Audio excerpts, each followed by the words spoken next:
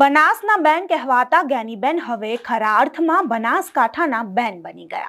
અનેક અવરોધો કપરા ચઢાણો પાર કરી જ્ઞાનીબેને બનાસકાંઠામાં જીત મેળવી. ત્યારે બનાસકાંઠામાં લોકો કહી રહ્યા છે કે જ્ઞાનીબેનને જીતાડવા માટે શંકર ચૌધરીએ મદદ કરી છે.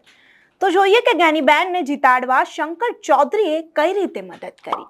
નમસ્કાર, હું અમરીન અને તમે જોઈ રહ્યા છો નિર્ભય ન્યૂઝ.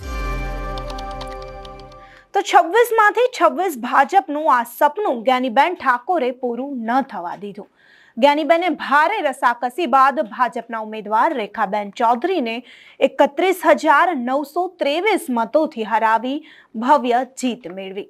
જ્ઞાનીબેન ઠાકોરની જીતથી ગુજરાતમાં ભાજપ ક્લીન સ્વીપ ન કરી શક્યું. તો જ્ઞાનીબેનની જીતના કારણો ઉપર નજર કરીએ તો જ્ઞાનીબેનનું ઠાકોર સમાજનું પ્રતિનિધિત્વ પણ બનાસકાંઠામાં ખાસો છે. તેઓ જમીન સાથે જોડાયેલા નેતા છે. જ્ઞાનીબેન ઠાકોર સતત 2 ટર્મથી ધારાસભ્ય છે. તેમને લોકોની વચ્ચે રહીને મતદારોમાં લોકપ્રિય બન્યા છે. રેખાબેનની જો વાત કરવામાં આવે તો અહીં રેખાબેન ચૌધરીની સરખામણીએ જ્ઞાનીબેનની લોકપ્રિયતા અતિશય વધારે છે. જ્યારે રેખાબેનનું કોઈ રાજકીય અનુભવ કે ઓળખાણ જ નથી, જેનો ફાયદો જ્ઞાનીબેનને સીધો થાય.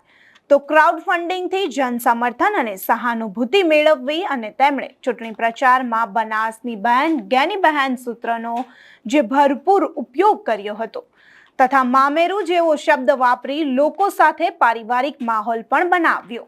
આમ જ્ઞાનીબહેને એક સંવેદનાસભર આખો માહોલ તેમની તરફેણમાં ઊભો કર્યો. શંકર ચૌધરીના બનાસ ડેરીના ભ્રષ્ટાચારથી લોકોમાં નારાજગી હતી. આ વખતે બનાસકાંઠામાં ભાજપના ઉમેદવાર રેખાબેન હતા, પરંતુ આ જંગ જ્ઞાનીબેન ઠાકોર અને શંકર ચૌધરી વચ્ચે હોય તેવું લાગતું હતું. તો બનાસ ડેરીના ચેરમેન શંકર ચૌધરી ભાજપના નેતા હોવાથી કોંગ્રેસનો સતત એ આરોપ હતો કે ભાજપ ડેરીના માધ્યમથી ચૂંટણીને તેઓ પ્રભાવિત કરી રહ્યા છે. તો જ્ઞાનીબેનની લોકપ્રિયતા તો હતી જ, પરંતુ કહેવાય છે કે તેના કરતાં પણ વધારે શંકર ચૌધરીના વિરોધમાં જે લોકો હતા તેનો એક બહુ મોટો વર્ગ જ્ઞાનીબેનના સમર્થનમાં હતો. તે જ જ્ઞાનીબેનની લીડમાં બહુ ફાયદો કરાવી ગયો.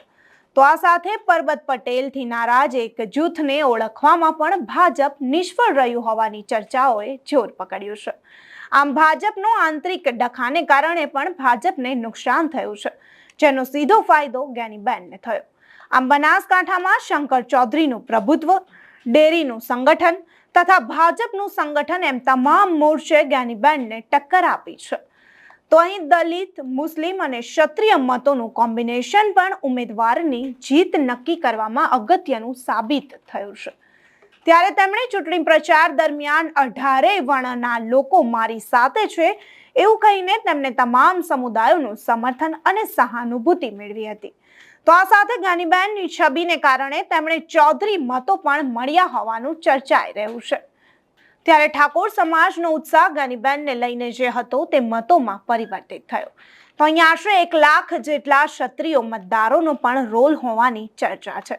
બીજી બેઠક પર ભલે ક્ષત્રિય વિરોધની અસરો ન થઈ હોય, પરંતુ આ સીટ ઉપર ઘણી અસર સ્પષ્ટપણે દેખાઈ રહી છે.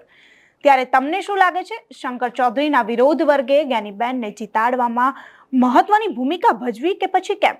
આ અહેવાલ વિશે તમારું શું કહેવું છે? તમને કમેન્ટ કરી ચોક્કસથી જણાવજો તથા અમારી ચેનલ નિર્ભય ન્યૂઝને લાઇક, શેર અને સબસ્ક્રાઇબ કરવાનું ભૂલશો નહીં. આભાર.